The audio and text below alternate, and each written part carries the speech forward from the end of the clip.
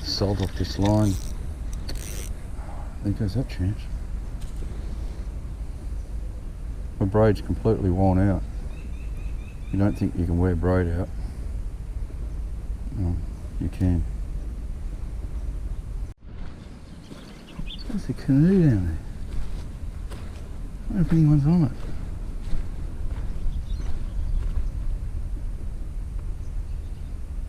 How weird's that? Big old turtle. What's he doing? Oh. Oh.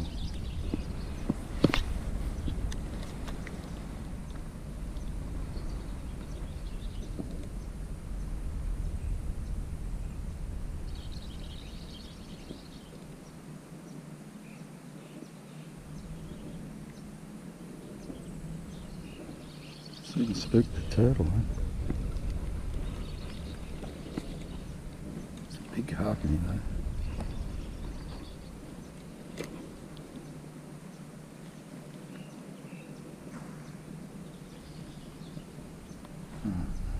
I'm gonna go walk and stalk. Still don't know what this canoe's sitting here doing now. Well, there's a pair of pants. What the hell's going on here?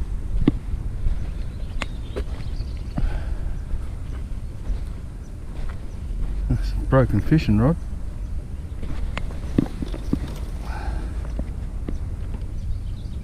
Pair of pants. A shirt. Some guy's shirt here. What the? Wild dog's got their first victim. Where's all these feeding carp?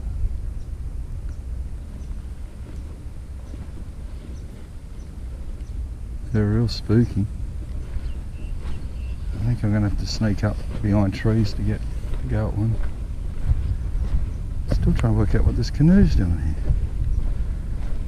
It's floating. Oh, there's a carp. There's a carp. What is going on here?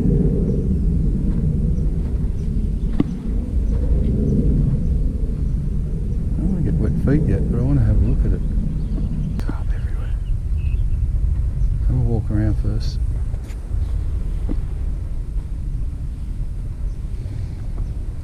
Well, I really want to look at it. I'll bugger the cup. We've got rain coming. That's the second little turtle I've seen in a couple of minutes. Look at the slime on him. You stinky boy. Hey? Hey? I'm going to go and have a look at this canoe.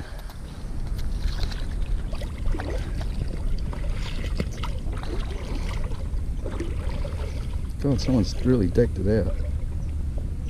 Bit of aluminium work in there.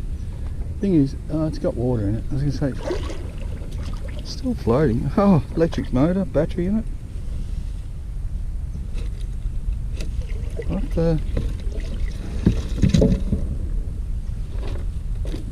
What's that?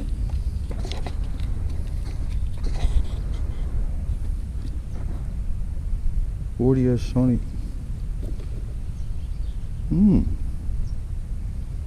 Oh, big old lure.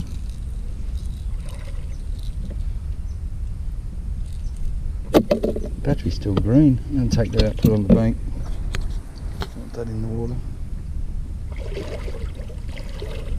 So these spiky, thorny, nasty bushes with the red flowers on them. They're not native. These two bushes here aren't even a year old. And you see all the way up, see the thick greenery? It's both sides. It's growing all the way through. If you look at my old footage, you'll see how clear it used to be. Wait for the next flood. This is going to contain it all and push it like a race. Nasty, it's got to go. Look, there's a little bush there. It's probably a couple months old. This time next year it'll be a big tree, like the rest of them. I've never seen a tree so invasive on a creek in all my life, and I've never heard anyone mention it as a plant species to eradicate, which I think it should. Bushes here, 2 years ago they weren't here. There's a couple. Look at it, all the way through. You can't even get to the creek from the bushes.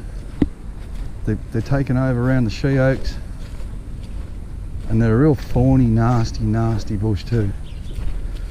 I mean, this 3 years ago there was none of this here. 2 years ago it just started. Now look at it. It's taken over. Taken over, and there's my scarred tree there. Used to go up, pat the tree, walk down here.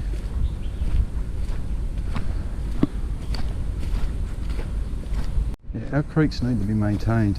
This red bush here, basically this whole, there's not one of these bushes that's over 5 years old. Look, you put your hand through, you just get spiked. I mean, it's getting to the point where you really can't even fish it properly. There's little pockets like this for bass. You can't cover everything. Keep stalking for carp, see if I can find, there's a clearing up here. I think I should be able to get a go at one. If not, I'll go for my carp. But look at the thickness of this. And see here, trees on the back line, they're a native she oak. And see how they grow with their roots, they create undercuts. Everything loves it. Insects love them, fish love them, birds love them. This stuff, just nasty. There's 2 carp over there, they're not really feeding like the other one, but they are looking around, so I'm going to sneak it wide and come in behind. So I don't spook a bird or anything, I should be able to get to them.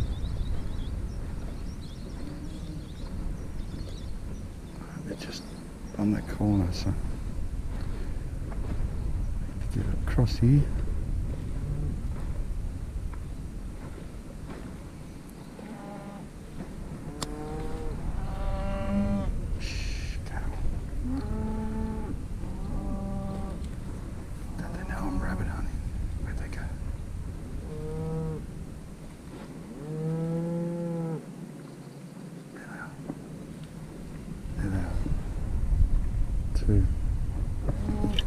Not real big, but could be a good one to get. Oh no, he's turned around. That one's feeding though. Definite feeder. Stay there, buddy. Oh no.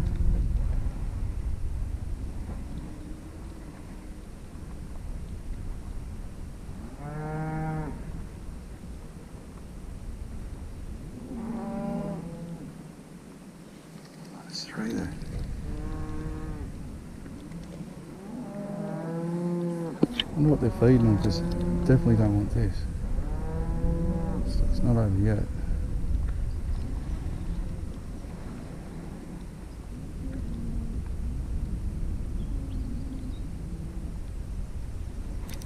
Got him. Yeah, he wanted it. Whoa, whoa, whoa, whoa, whoa, come back. Only got 6 pounds, and this has got so much weed. Oh, look at me. You ain't going anywhere, mate. There's a little field. I'd seen some good 20, 30 pounders. He's taking me in the bank, so I have to get to the edge of the bank. Oh. Never get sick of chasing carp on lures, man. Never get sick of it. What it is, it really is like trout fishing, the sneaky stalking up. Look, there goes his mate. Stalking them and deceiving them with a tiny little plastic is just awesome. Awesome, awesome, awesome. And then you get this really cracking fight. Like, that's the thing about carp. There's one, you got to hook him, and then 2, you got to land him. He's little, this guy, so he's pretty controllable. And I fish pretty heavy for bass in these creeks because I get into that structure. But with the carp, I fish a lot lighter because they're just running through ribbon weed and alligator weed. Come on, mate, we need to walk you around here. The other thing that carp fishing does for me too, gives me patience with the control of the fish. You know, like I struggle with that. Patience. Fishing in general. But the carp themselves are a great fish to learn how to be patient with the fish on the line. Because of their sheer size, it's just good to learn. Like if it rips you through weed, you can't drag it out of the weed. You have to thread it back through that hole. The little guy, buddy.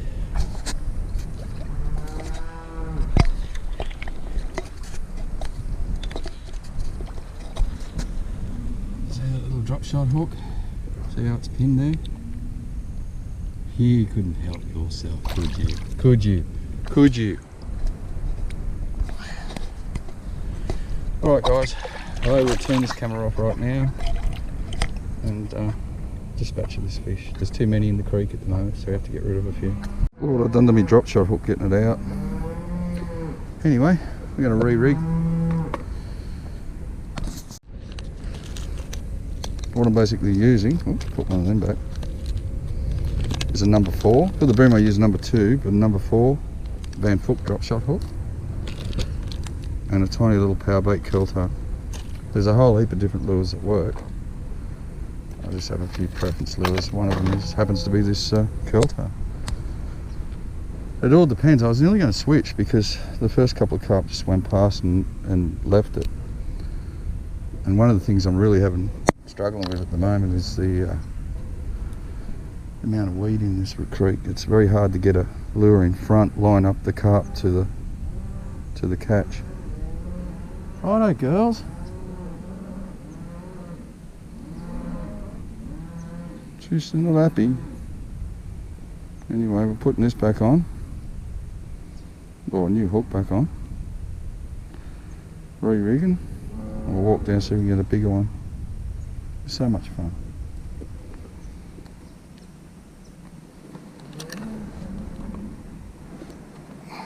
Right, nice big black snake lives there. There's a nice fat carp just over there. Maybe. Oh, he's gone a bit deep. Still have a go at him though. Looks like he's on the prow.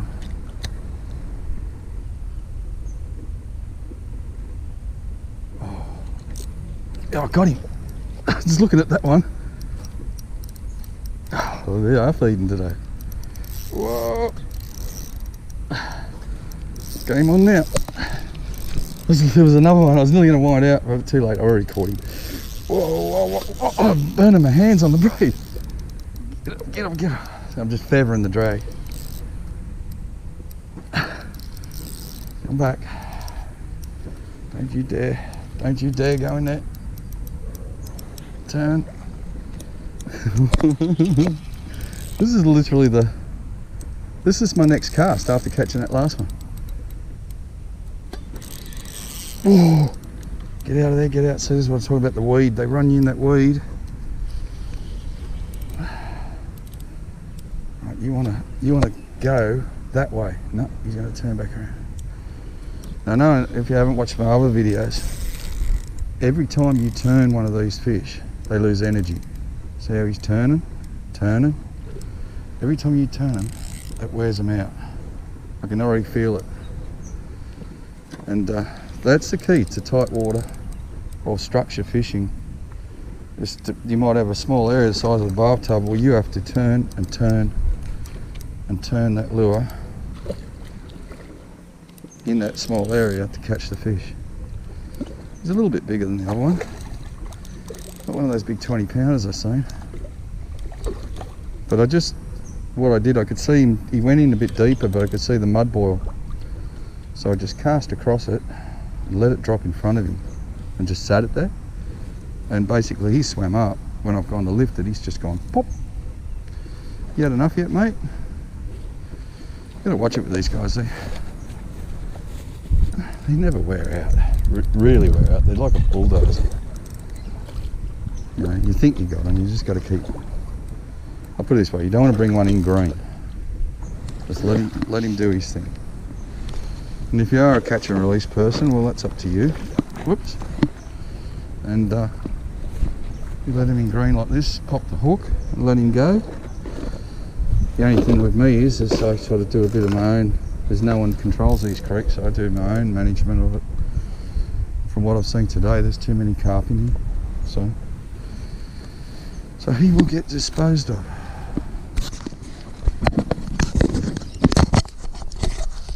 They're quite a pretty fish.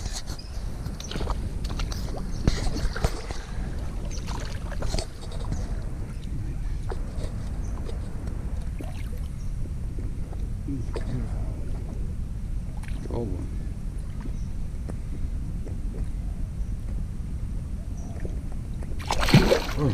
Oh, have a look at this. Down here. This is the Valley of Death. Right next to a cow skull. Carp and a cow. Look, he's got a curious mate now, coming right up to us. So if you had another line out, you'd get that one. Oh, my braid's just shredded. Is that spider or that braid?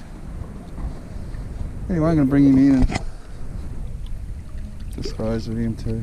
He's a good one. Thank you, Bob, for the rabbits, mate. And say hello to the audience. Okay. I don't like killing them. They just do need to be controlled. And you have it. So he's just worn out now. All I have to do is just pick him up. See? Just take all the energy out. And he's finished. They've taken the hook out of him. He's just buggered. And if you wanted to let him go again, well then you can release carp in New South Wales or in Sydney anyway. You can release them back into the wild. But that's him there. He's just so worn out. You're so tired, aren't you, mate? Anyway, we're going to dispose of him, so thanks for watching, mate, guys. Whatever. 2 carp in 2 casts. I'll go look for another one, but I'm ready to walk out, and I was just going to put some like big surface lure type, like the cry I was using the other day. I thought I might put something like that on and just spear through all these obnoxious trees. There's a feeder. His head's down and his ass is up, so I've got a chance of getting to him.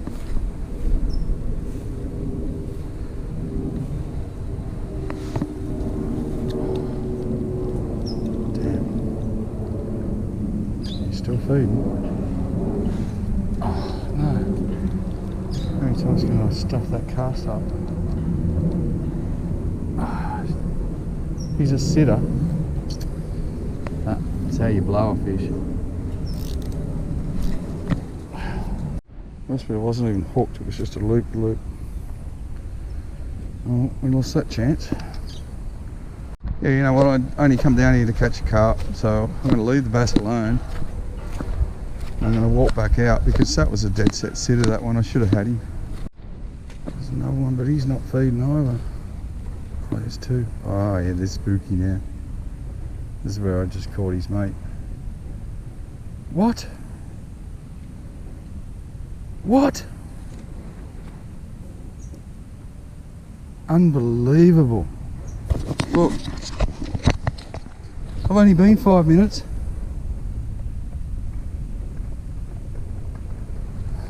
Something's taking that carp. What's that there?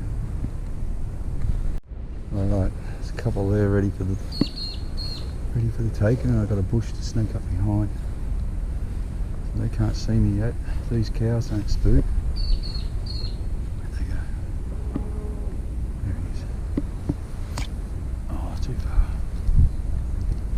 He's there. Oh, stay on the rock.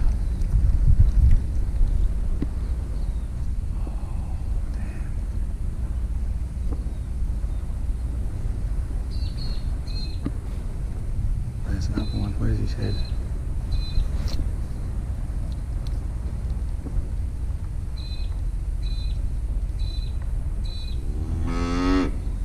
Oh, that's a bigger one. I better stuff up by pulling out of that one. Where'd he go? I want the big one.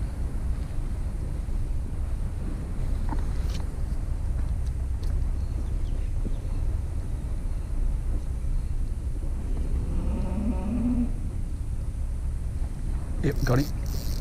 Yep. Ah! That was a big one. That was the bigger one. You right there, girls? Oh, see, they want to cross. Yeah, righto, righto, I'll let you cross.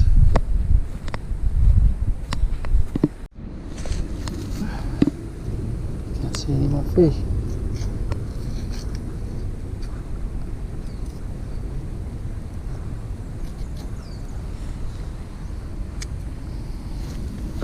Been riding on that rock for 20 years now. It's right next to the scarred tree, and huge respect for that, for the people that had this land.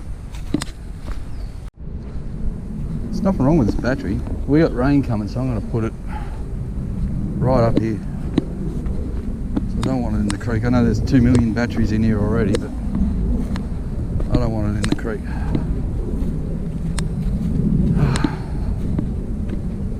Dead carp, and it's not mine.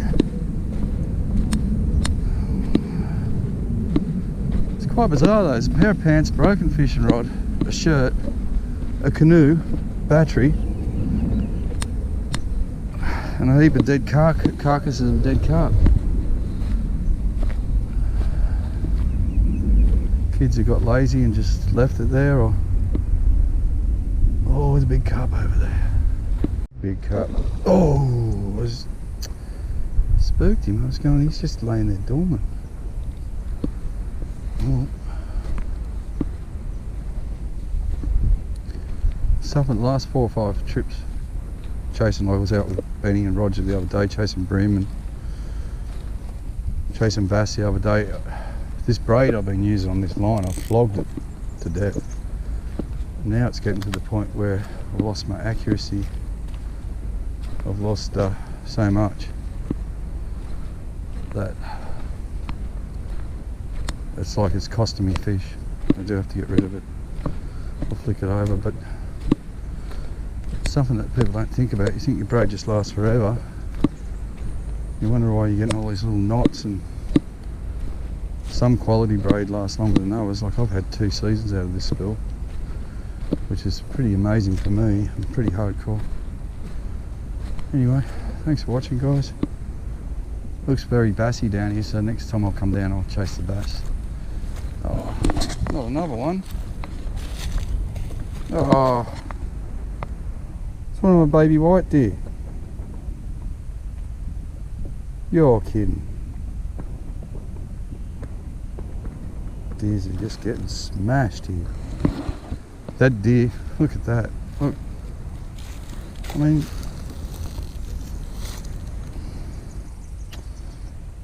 bloody hell. That's one of the white deer. That little, the one that the dogs got the other day in the last video I did with Roger, that deer, if you go back 2 years ago, there's a Christmas video I did where I put a tree up, and you'll see this little baby Bambi live just under the, like as I walk past. That's why I put the tree there, because I found the baby deer.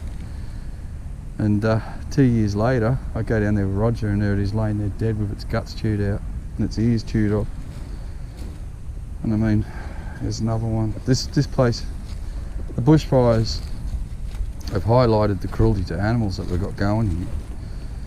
And it hasn't even started yet, because when we get the rain, even though they were saying that they were using environmentally friendly fire retardants, now it doesn't look like they were using them completely.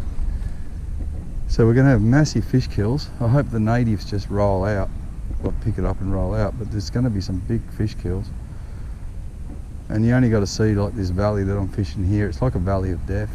You know, in the last 6 years, 5-6 years, the wildlife's probably down to about 10% of what it used to be, native and non-native. Oh, I exaggerate, probably 20%. Like I haven't seen a kingfisher down here for yonks. It's pretty lifeless. It's pretty sad compared to how it used to be. And then, you know, I just wanted to highlight this video, the non-native plants that are taking over the creek. You can't even get to it anymore. Anyway, guys, thanks for watching. See you on the next one.